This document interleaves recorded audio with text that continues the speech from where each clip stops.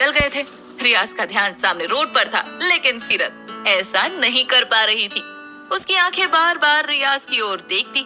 रियाज के चेहरे से नजर हटाना सीरत के लिए मुश्किल हो गया था। जाहिर था कि सीरत को रियाज से प्यार हो चुका था, और ये प्यार ही था जिसकी वजह से वो रियाज की नाराजगी के बाद भी खुश थी।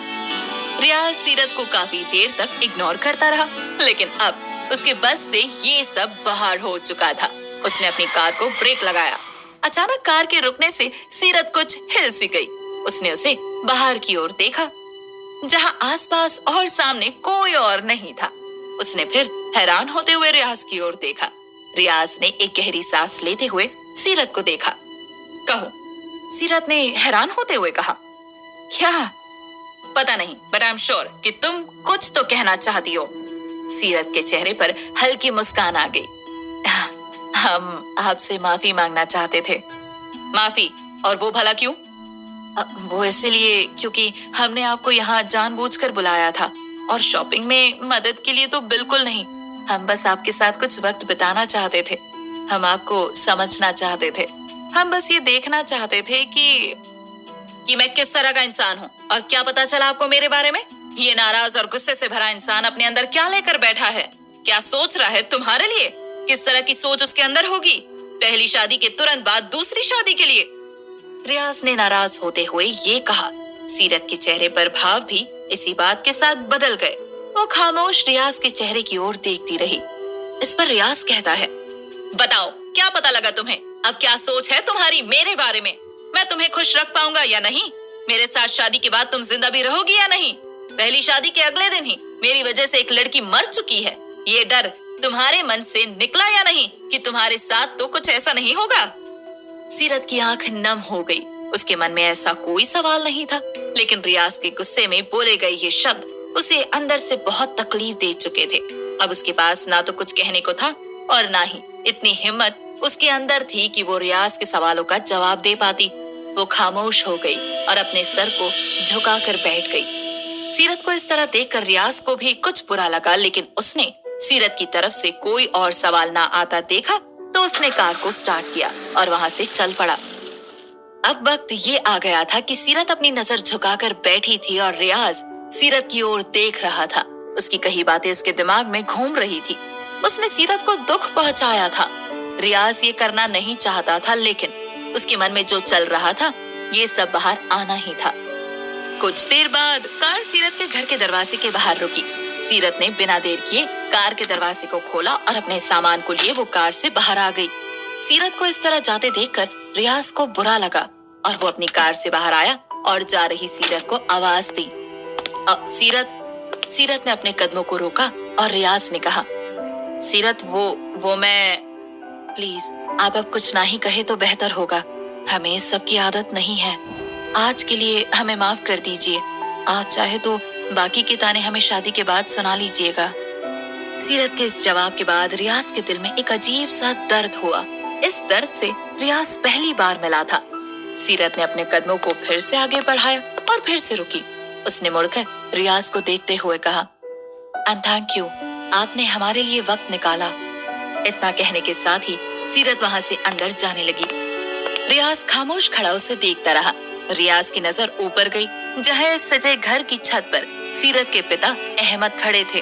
रियाज को देखकर उनके चेहरे पर हल्की मुस्कान आ गई। रियाज ने भी हल्की मुस्कान के साथ अपने सर को हल्के से झुकाया और अहमद ने भी ऐसा ही किया।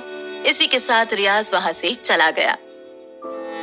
रियाज सीरत को नाराज नहीं करना चाहता था, लेकिन उसके दिल में इतना दर्द भरा था कि वो उसे संभाल नहीं पाया और अपने दर्द से सीरत को रूबरू कराते हुए उसे जलील कर बैठा। रात खत्म होने को थी। मिजवा और रुखसार अपने रूम में थे, जहां रुखसार मिजवा के सर को अपनी गोद में लिए हुए थी। मिजवा सो चुका था। रुखसार मिजवा की इस हालत को देखकर बेहद दुखी थी। उधर रियाज भी सीरत के साथ हुई इस मुलाकात के बाद दुखी अपने रूम में सोच में डूबा था और सीरत भी अपने रूम में इसी दर्द में थी। यहाँ एक और सब लोग दुखी थे तो अमीना ही यहाँ एक थी जो बेहद खुश थी, जैसे दुनिया की सारी खुशियां ही उसे मिल गई हो। अमीना इस वक्त कार में थी। यहाँ की खाली सड़कों पर अमीना का ड्राइवर कार को 120 स्पीड से भगाए जा रहा था। अमीना का रास्ता लंबा था, लेकिन उसने पाकिज़ा को यहाँ लाना था, तो वो अब किसी भी दूरी को पार कर जाने के लिए पूरी तरह तैयार थी। रात की खामोशी चारों ओर फैल चुकी थी। नींद ने लगभग सभी को अपनी आगोश में ले लिया था। रुखसार की आंखें भी झपकने लगी थी। उन झपकती आंखों ने अब गहरी नींद में खो जाना ही बेहतर समझा और वो सो गई। रुखसार के रूम में धीमे धीमे गर्मी बढ़ने लगी। रोशनी ने इस कमरे का साथ छोड़ दिया और ना जाने कहां से अंधेरा इस कमरे में अपनी पकड़ बनाने लगा। रुखसार के चेहरे पर इस गर्मी से पसीना बहने लगा। नींद में खोई आंखें झपकने लगी और उसकी नींद कुछ टूटी थी।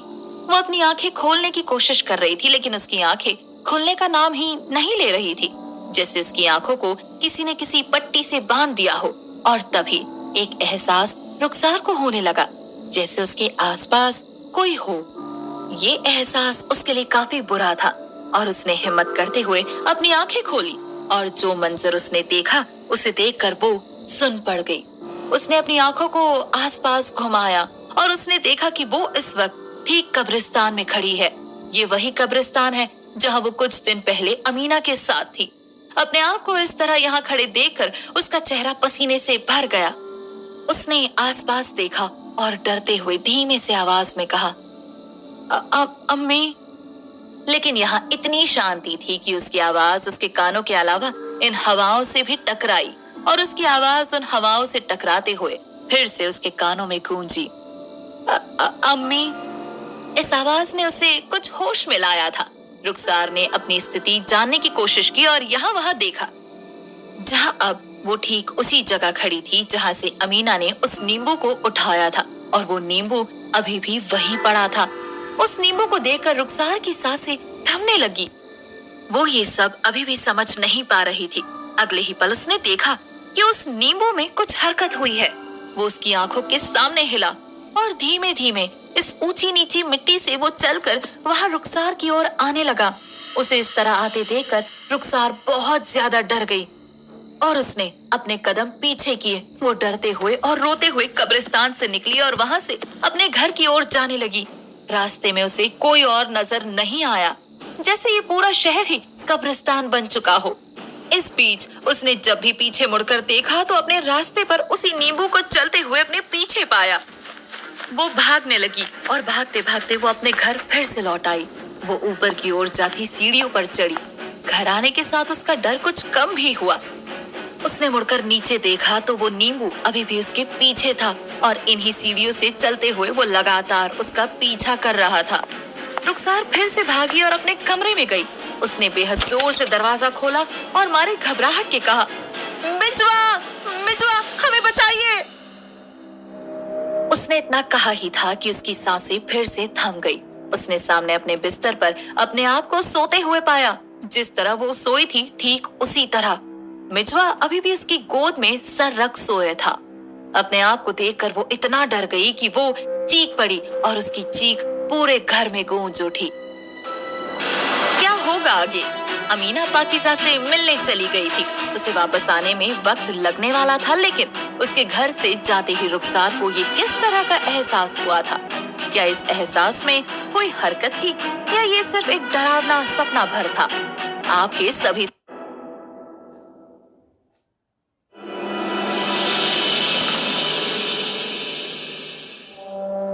अमीना की आंखें बंद थी। बाहर से आ रही हल्की धीमी रोशनी ने उसे जागने पर मजबूर कर दिया। उसने अपनी आंखें खोली तो कार की खिड़की से उसका ध्यान बाहर की ओर गया। हल्का कोहरा और खाली रास्ते पर उसकी तेज दौड़ती कार अभी भी अपनी रफ्तार पर थी।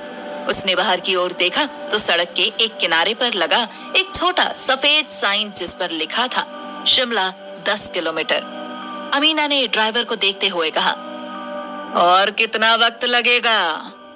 अमीना की बात सुनते ही ड्राइवर ने कहा, मालकिन बस करीब 1 घंटा और। अमीना ये सुनकर शांत हो गई और खिड़की से फिर बाहर की ओर देखने लगी। इस सड़क के चारों ओर अब बड़े और हरे भरे पेड़ थे। ऊंचे ऊंचे पेड़ उन पहाड़ों पर झूम रहे थे। उन्हें देखने के बाद अमीना के चेहरे पर बड़ी सी मुस्कान आ गई, जैसे उसका इनसे कोई पुराना नाता हो। ड्राइवर कहता है, मालकिन। अमीना ने उसकी ओर देखा। मालकिन, आप कहे तो आपके चाय नाश्ते के लिए कहीं गाड़ी रोकूं? अमीना को इस वक्त इस सब की जरूरत नहीं थी, लेकिन वो समझती थी कि उसे नहीं, लेकिन उसके ड्राइवर को इस सब की बहुत जरूरत है। इसलिए अमीना ने कहा, ठीक है, आगे कुछ दिखे तो रोकिए। जी। कुछ देर बाद कार फिर से रुकी। एक छोटा ढाबा जहाँ कार रुकने के साथ ही अमीना बाहर आई।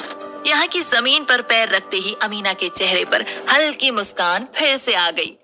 वो वहाँ से चलकर आगे एक चेयर पर